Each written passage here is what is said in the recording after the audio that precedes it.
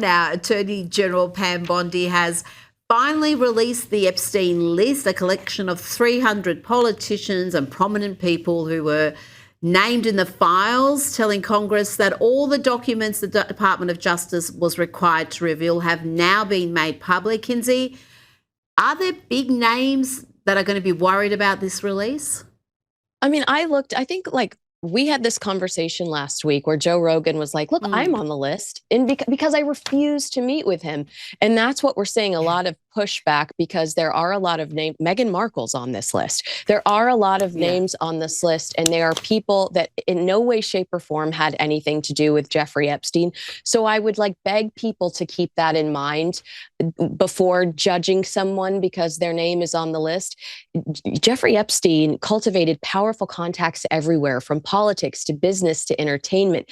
The real question investigators look for is evidence of criminal participation, not just association. So yes, prominent names do appear on this list, but what matters legally is whether there's proof tied to actual offenses.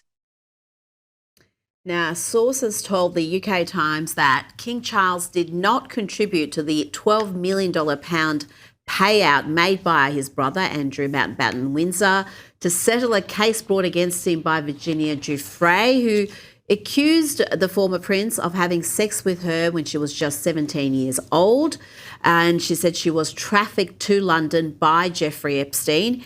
Kinsey, there's no doubt that this whole issue is having a detrimental effect on the royals. We saw King Charles, I should say, heckled last week. I mean, that doesn't happen to the royals. He was asked about when he knew about his brother's association with Jeffrey Epstein. How are they going to handle this going forward? First of all, thank you for giving me the opportunity to respond to this story, because I found out about the original accusation in real time and I reacted organically. I was like, I'm horrified. I can't defend the royal family anymore. But here we have the royal family and King Charles specifically saying, actually, I did not contribute. And this distinction matters enormously for the monarchy. If the king didn't personally fund Andrew's settlement, it reinforces the palace's position that Andrew's legal problems are his own responsibility. The king has spent years trying to slim down the working monarchy and distance the institution from scandal. Financial separation is part of protecting the Crown's credibility. And again, exile, exile, exile. We don't want to see Andrew. We don't want to hear from him. And it's my understanding he's currently under investigation and potentially in trouble for sharing government secrets. So it might not be so easy to get rid of him. Goodness me. Now let's move on to actress and comic Amy Schumer, who's posted a selfie of herself in front of a Crying Corner banner for her first Valentine's Day since announcing her divorce from husband Chris Fisher. Kinsey, is this comedy or is it genuinely sad? I thought she was having a glow up and living her best life. Yeah, we miss her dirty carpet. What happened to all of those photo shoots she was taking along the carpet that needed a steam cleaning? I mean, divorce is obviously painful, but Amy has always processed personal moments publicly. Posting something like a crying corner fits her brand and turning drama into content. It just feels so cheap to me. Celebrities today, they monetize their failure, and sharing messy life transformations, I guess it strengthens audience connection.